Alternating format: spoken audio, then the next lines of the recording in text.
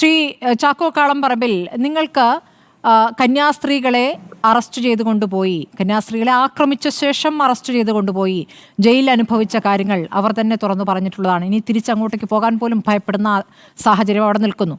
അപ്പോൾ അതിനോട് പ്രതികരിച്ച രീതി, അതിനുശേഷം അവർ ജയിൽ മോചിതരായപ്പോൾ പറഞ്ഞ സ്തുതി, അതാണ് ഒരു രാഷ്ട്രീയ പ്രതികരണമായി MV ഗോവിന്ദൻ്റെ ഭാഗത്തു നിന്ന് വന്നത്. പക്ഷേ നിങ്ങൾ അതിനോട് എങ്ങനെയാണ് പ്രതികരിച്ചത്?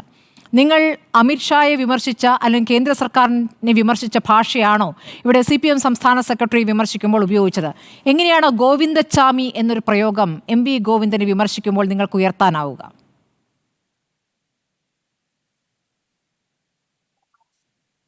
സ്മൃതി, അടിസ്ഥാനപരമായിട്ട് ഒരു വിഷയം, ഛത്തീസ്ഗഡിലെ സിസ്റ്റേഴ്സിന് നേരെ ഉണ്ടായിട്ടുള്ള അതിക്രമങ്ങളും അറസ്റ്റും അതിനുശേഷം അതിന് ജാമ്യത്തിന് വേണ്ടിയുള്ള വലിയ പ്രതിഷേധങ്ങൾ വിവിധ രാഷ്ട്രീയ പാർട്ടികളുടെയും സഭയുടെയും ഒക്കെ ഭാഗത്തുനിന്നുണ്ടായി. അതിനകത്ത് തീർച്ചയായിട്ടും അത് തെറ്റാണ് എന്നുള്ളത് BJPയും അതുപോലെ തന്നെ ഇവിടുത്തെ ഇടതുപക്ഷ MP-മാരും ഇവിടുത്തെ വലതുപക്ഷ MP-മാരും എല്ലാവരും ഒരുപോലെ പറഞ്ഞ കാര്യമാണ്. അപ്പോൾ ആ പ്രശ്നം തീരണം, അവർക്ക് ജാമ്യം കിട്ടണമെന്ന് എല്ലാവരും ആഗ്രഹിച്ചു. തീർച്ചയായിട്ടും അതിനുവേണ്ടി എല്ലാവരും നിലകൊണ്ടു. അത് നല്ല കാര്യമാണ്, അവർ വരെ കുഴപ്പമില്ല. പക്ഷേ അതിനുശേഷം ആ ജാമ്യം കിട്ടിക്കഴിഞ്ഞപ്പോൾ ആ ജാമ്യം കിട്ടുന്നത് വരെ കേന്ദ്ര ഗവൺമെൻറ്റിനോടും അതുപോലെ ഛത്തീസ്ഗഡ് ഗവൺമെൻറ്റിനോടും ഭരണ സംവിധാനങ്ങളോടും ശക്തമായി സഭ പറഞ്ഞുകൊണ്ടിരുന്നു. അതായത് ഇത് തെറ്റാണ്, ഇവിടെ നീതി നടപ്പാക്കണമെന്ന് പറഞ്ഞുകൊണ്ടിരുന്നു. ജാമ്യം കിട്ടുവാനായിട്ട് കേന്ദ്ര ഗവൺമെൻറ് ഇടപെടുകയും കേന്ദ്ര ഗവൺമെൻറ് ഇടപെട്ട ശേഷം ആ വിഷയം അവരോടുകൂടി ചേർന്നത് തീർക്കുകയും ചെയ്തപ്പോൾ ആ ജാമ്യം അനുവദിച്ചതിൻ്റെ പേരിൽ ഈ ജാമ്യത്തിന് വേണ്ടി പ്രവർത്തിച്ച എല്ലാവർക്കും നന്ദി പറഞ്ഞു. ഗവൺമെൻറ്റിൻ്റെ പ്രത്യേകിച്ച് ആ വിഷയം തീർക്കാനായിട്ട് അപ്പോൾ സാധിക്കുന്നത് കേന്ദ്ര ഗവൺമെൻറ്റിനാണ്. കേന്ദ്ര ഗവൺമെൻറ്റിൻ്റെ ആഭ്യന്തരമന്ത്രിക്കും കോടതി എടുക്കേണ്ട തീരുമാനമാണ്. അവിടെ പ്രോസിക്യൂഷൻ കന്യാസ്ത്രീകളുടെ ജാമ്യത്തെ എതിർത്തില്ല എന്നൊരു കാര്യം അവിടെ നിൽക്കുന്നു. പക്ഷേ കോടതി എന്ന് പറയുന്നത് നീതിന്യായം നടപ്പാക്കാനുള്ള ഒരു സംവിധാനമാണല്ലോ. അതിനെയല്ല വിശ്വസിക്കുന്നത്. കോടതിക്കും അപ്പുറത്താണ് കേന്ദ്ര സർക്കാർ എന്നുള്ള നിങ്ങളുടെ ഒരു വിധേയത്വം അതിൽ പ്രകടമാണോ ആ പ്രയോഗത്തിൽ എന്നുള്ളതാണ്. അതാണ് MV ഗോവിന്ദൻ ചൂണ്ടിക്കാണിച്ചത്. കാരണം അത് ശരിയാണെന്ന് തോന്നുന്ന രീതിയിലാണ് പിന്നീട് നിങ്ങൾക്ക് വന്നിരിക്കുന്നത് നിങ്ങളുടെ ഈ പ്രതികരണം. ശ്രീ ചാക്കോ കാളംപറമ്പിൽ, എങ്ങനെയാണ് ഇനിയിപ്പോൾ എന്തൊക്കെയാണെങ്കിലും വിമർശനത്തിൻ്റെ തോത് ഏത് വിധത്തിലാണെങ്കിലും എങ്ങനെയാണ് MV ഗോവിന്ദൻ എന്ന CPM സംസ്ഥാന സെക്രട്ടറിയെ ഗോവിന്ദച്ചാമി എന്ന പ്രയോഗത്തിലൂടെ നിങ്ങൾ വിമർശിക്കുക? അത് പോരാഞ്ഞ് അതിലും രാഷ്ട്രീയം കടത്തുകയാണ്. നിങ്ങൾക്ക് ഇവിടെ മൂന്നാം പിണറായി സർക്കാർ വരാതിരിക്കാനുള്ള MV ഗോവിന്ദന്റെ തന്ത്രമാണോ എന്ന് പോലും സംശയിക്കുകയാണ്. സ്മൃതി, ഞാൻ ഒന്ന് പറയുന്നത് പൂർത്തിയാക്കാൻ ദയവായിട്ട് അനുവദിക്കുക, അതിനുശേഷം ചോദ്യങ്ങളാവാം. അതായത് ഇവിടെ ഈ പ്രശ്നം തീരണമെന്നാണ് എല്ലാവരും ആഗ്രഹിച്ചതെങ്കിൽ ആ പ്രശ്നം തീർന്നു കഴിയുമ്പോൾ കോടതിക്കായാലും അതിനുവേണ്ടി നിലകൊണ്ട MP-മാർക്കാണെങ്കിലും അതിനുവേണ്ടി നിലകൊണ്ട ഭരണ സംവിധാനങ്ങൾക്കാണെങ്കിലും നന്ദി പറയുക എന്ന എല്ലാവരുടെയും കടമയാണല്ലോ. പക്ഷെ അത് നന്ദി പറഞ്ഞത് തെറ്റാണ്, നന്ദി പറയാൻ പാടില്ല എന്ന് പറയുമ്പോൾ ആ പ്രശ്നം തീരുക എന്നുള്ളതല്ല ഞങ്ങളുടെ ലക്ഷ്യമെന്ന് വരത്തക്ക വിധത്തിലാണ് ഇപ്പോൾ പല ധ്വനികൾ നടക്കുന്നത്. ഈ ഗോവിന്ദൻ മാഷിൻ്റെ പ്രസ്താവന അതിൽ തന്നെ അങ്ങനെയാണ് നമുക്ക് കാണാൻ കഴിയുക. കാരണം നന്ദി പറയുന്നത് ശരിയായില്ല എന്ന് പറയുമ്പോൾ ഒരു വിഷയത്തിൽ നിലപാടുകളോടാണ് വിഷയങ്ങളോടാണ് സഭയുടെ നിലപാടിൻ്റെ രാഷ്ട്രീയം, വിഷയങ്ങളോടുള്ള നിലപാടാണ് യഥാർത്ഥത്തിൽ സഭയുടെ രാഷ്ട്രീയം. അത് കൃത്യമായി ഞാൻ പറയുകയാണ്. അപ്പോൾ ഒരു വിഷയമുണ്ടായാൽ ഇപ്പോൾ ഇവിടെ കേരളത്തിൽ JB കോശി കമ്മീഷനെ നിയമിച്ചു മുഖ്യമന്ത്രി, അല്ലെങ്കിൽ ആ കമ്മീഷൻ നിയമിച്ചപ്പോൾ നമ്മൾ അതിനെ അപ്രീഷിയേറ്റ് ചെയ്തു. ആ കമ്മീഷൻ റിപ്പോർട്ട് പുറത്തു വരാതെ മറച്ചു വയ്ക്കുകയും അത് പുറത്തു വിടാതിരിക്കുകയും ചെയ്യുമ്പോൾ ഞങ്ങൾ അതിനെ വിമർശിക്കുന്നു. അത് പാടില്ല എന്ന് പറയാൻ പറ്റുമോ? അപ്പോൾ വിഷയങ്ങളോടുള്ള നിലപാടുകളാണ് സഭ എപ്പോഴും സ്വീകരിക്കുക എന്നുള്ളത് മനസ്സിലാക്കുക. അത് കേരളത്തിലാണ്.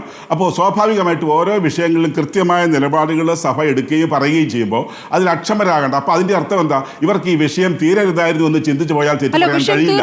സ്വാഭാവികമായിട്ടും എല്ലാം കൂടിയാണെങ്കിൽ വിഷയം തീർന്നോ?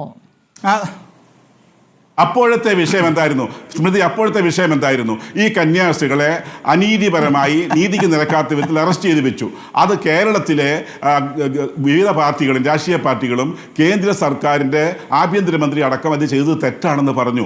അതിനെയാണ് നമ്മൾ കാണേണ്ട കാര്യം, അല്ലാണ്ട് കോടതിയല്ല. അങ്ങനെ പറയുന്നതിനെ തീർച്ചയായിട്ടും നമ്മൾ എന്ത് ചെയ്യുന്നു? ആ നീതി നടപ്പാക്കി തരണമെന്ന് ആവശ്യപ്പെടുകയും ആ നീതി നടപ്പാക്കാനായിട്ട് ഇച്ഛാശക്തി കാണിക്കുകയും ചെയ്തപ്പോൾ കോടതിയെയും ബന്ധപ്പെട്ട അധികാരികളെയും എല്ലാം നമ്മൾ അപ്രീഷിയേറ്റ് ചെയ്യുന്നതിന് എന്തിനാണ് അസ്വസ്ഥത കാണിക്കുന്നത് എന്നുള്ളതാണ് ആദ്യത്തെ ചോദ്യം. സ്വാഭാവികമായിട്ടും ഒരു പരിഷ്കൃത സമൂഹത്തിൽ നല്ലത് ചെയ്താൽ സ്വാഭാവികമായിട്ടും നമ്മൾ അതിനെ നീതി പ്രവർത്തിച്ചാൽ അത് നന്മയാണെന്ന് പറയണം, തെറ്റ് ചെയ്താൽ അത് തിന്മയാണെന്ന് പറയണം. എല്ലാത്തിലും രാഷ്ട്രീയം കലർത്തി ആക്രമിച്ചവർ തന്നെ പിന്നീട് അതിന്മേൽ അടുത്ത നടപടി എടുത്തു കഴിഞ്ഞാൽ നിങ്ങൾ ആക്രമിച്ച ശേഷം ഈ നടപടി എടുക്കുന്നവരോട് നന്ദി പറഞ്ഞുകൊണ്ടേയിരിക്കും, അത് അവസാനിച്ചു എന്ന് കരുതുകയും ചെയ്യും. അതിനുശേഷമാണല്ലോ ഒഡീഷയിൽ ഉണ്ടായത്. ഇനിയും ഉണ്ടാവില്ല എന്ന ഒരു ഉറപ്പുമില്ല. കാരണം വടക്കേ ഇന്ത്യയിൽ തുടർക്കഥയാണ്. ഏതർത്ഥത്തിലാണ് സ്മൃതി, ഏതർത്ഥത്തിലാണ് ആക്രമിച്ചവർ തന്നെയാണ് നടപടിയെടുത്തതെന്ന് പറയുക? ഛത്തീസ്ഗഡിൽ ഭരിക്കുന്ന ഒരു സർക്കാർ, കേന്ദ്രം ഭരിക്കുന്ന ഒരു സർക്കാർ, കേരളം ഭരിക്കുന്ന മറ്റൊരു സർക്കാർ, ഈ ഛത്തീസ്ഗഡിൽ നടന്ന ഒരു സംഭവത്തെ ആയിക്കൊള്ളട്ടെ, സംസ്ഥാന ഗവൺമെന്റിന് അതിൻ്റെതായ ഭരണക്രമവും ഒരു സംവിധാനവും ഉണ്ടല്ലോ, ഭരണ സംവിധാനം ഉണ്ടല്ലോ, കേന്ദ്രത്തിന് അതിൻ്റെ ഭരണ സംവിധാനം ഉണ്ടല്ലോ, അല്ലെങ്കിൽ പിന്നെ കേന്ദ്ര ഭരണം മാത്രം മതിയല്ലോ. അപ്പോൾ സംസ്ഥാനം ചെയ്ത ഒരു തെറ്റിനെ കേന്ദ്രം ഭരിക്കുന്ന സർക്കാർ തിരുത്തുമ്പോൾ ആ സർക്കാരിനെയാണ് നമ്മൾ അഭിനന്ദിക്കുന്നത്. അത് രണ്ടും BJP ആണെന്നുള്ളതല്ല. അമിത്ഷാ BJPയുടെ ആഭ്യന്തരമന്ത്രിയല്ല, അമിത്ഷാ ഇന്ത്യയുടെ ആഭ്യന്തരമന്ത്രിയാണ്. അതുപോലെ തന്നെ നരേന്ദ്രമോദി ഇന്ത്യയുടെ പ്രധാനമന്ത്രിയാണ്. അത് കേവലം അതായത് ഇനി കന്യാസ്ത്രീകൾക്ക് ഛത്തീസ്ഗഡിൽ പോയി സേവന പ്രവർത്തനങ്ങൾ ഒരു ഭയവുമില്ലാതെ ബൈബിൾ കയ്യിലെടുത്ത് സഭാവസ്ത്രം ധരിച്ച് കൊന്ത കയ്യിലെടുത്ത് പുറത്ത് നടക്കാൻ പറ്റും എന്നാണോ? അവർക്ക് തോന്നുന്നില്ല കേട്ടോ. ഞാനൊറ്റ കാര്യം ചോദിച്ചോട്ടെ, നമ്മളൊരു വിഷയത്തെ സമീപിക്കുന്നത്, ഞാൻ താങ്കളോട് പറഞ്ഞത് അത് തന്നെയാണല്ലോ. ആ അനീതിപരമായി സിസ്റ്റേഴ്സിനെ അറസ്റ്റ് ചെയ്തപ്പോൾ അനീതിയാണെന്നും അതിനെതിരെ നമ്മൾ പ്രക്ഷോഭം ഉണ്ടാക്കി. അത് തിരുത്തി അവർക്ക് ജാമ്യം നൽകിയപ്പോൾ നമ്മൾ അതിനെ അനുകൂലിച്ചു. ഇനി അതിന്റെ പേരിൽ വീണ്ടും അനീതി വന്നാൽ നമ്മളതിനെ എതിർക്കില്ല എന്ന് എവിടെയെങ്കിലും പറഞ്ഞിട്ടുണ്ടോ? സ്വാഭാവികമായിട്ട് നമ്മൾ എതിർക്കും. നമ്മൾ അത്തരത്തിലുള്ള എതിർപ്പുകളുമായി മുമ്പിൽ നിൽക്കും.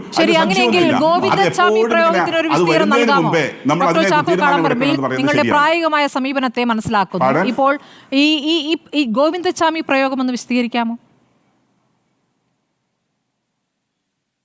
ഞാൻ മനസ്സിലാക്കുന്നിടത്തോളം ഫാദർ കവീൽ അവിടെ സൂചിപ്പിച്ചത് MV ഗോവിന്ദനെ പോലെയുള്ള ഒരു പരിണിതപ്രജ്ഞനായിട്ടുള്ള ഒരു പാർട്ടിയുടെ സെക്രട്ടറി സംസാരിക്കുമ്പോൾ അതിൻ്റെതായിട്ടുള്ള മാന്യത ഉണ്ടാവണം.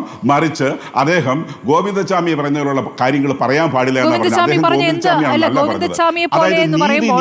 ഗോവിന്ദച്ചാമി ഏത് കേസിൽ അകത്തു പോയതാണെന്ന് നമുക്കറിയാം. അയാളുടെ വാചകങ്ങളൊന്നും നമ്മൾ ആരും കേട്ടിട്ടുമില്ല. അപ്പോൾ ഗോവിന്ദച്ചാമി എന്ന കൊടും ക്രിമിനലിനെ എങ്ങനെയാണ് MV ഗോവിന്ദനുമായി താരതമ്യം ചെയ്യുക? ഡോക്ടർ ചാക്കോ കളമ്പറിൽ വ്യക്തമാകുന്നേയില്ല.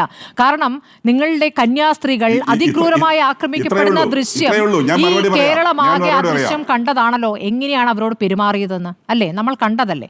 എങ്ങനെയാണ് അവരെ പുറത്തേക്ക് കൊണ്ടുവന്നത്? ഇവിടുത്തെ എല്ലാ രാഷ്ട്രീയ പാർട്ടികളും ഒരുമിച്ചാണ് അതിൽ പ്രവർത്തിച്ചത്, നമ്മൾ കണ്ടതാണ്. അവിടെയൊന്നും കാണാത്ത രൂക്ഷ പ്രയോഗം നിങ്ങൾക്ക് എങ്ങനെ ഇവിടെ നടത്താൻ പറ്റുന്നു? എങ്ങനെ പറ്റുന്നു? ഗോവിന്ദച്ചാമി ഞാൻ പറയുന്നത് ശ്രദ്ധിക്കുന്നു ശ്രുതി.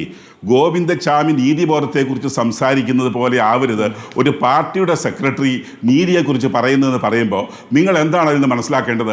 ഗോവിന്ദച്ചാമിക്ക് നീതിബോധത്തെക്കുറിച്ച് സംസാരിക്കാൻ അർഹതയില്ല. ആ രീതിയിലായിരിക്കരുത് ഒരു പാർട്ടി സെക്രട്ടറിയുടെ സംസാരം എന്ന് പറയുന്നതിന്. നമ്മൾ എന്തിനാണ് ഗോവിന്ദച്ചാമിയെ ഈ പാർട്ടി സെക്രട്ടറിയുമായിട്ട് ഇക്വേറ്റ് ചെയ്ത് വരുത്തി തീർക്കുന്നത്? അത് നിങ്ങൾ തീർക്കുന്നതാണ്. പറഞ്ഞ വാക്കുകൾ വളരെ സ്പഷ്ടമാണ്.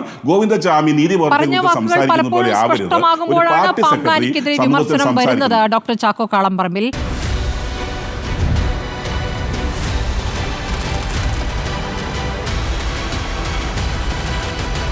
ഡിബേറ്റ് വിത്ത് സ്മൃതി പരുത്തിക്കാട്.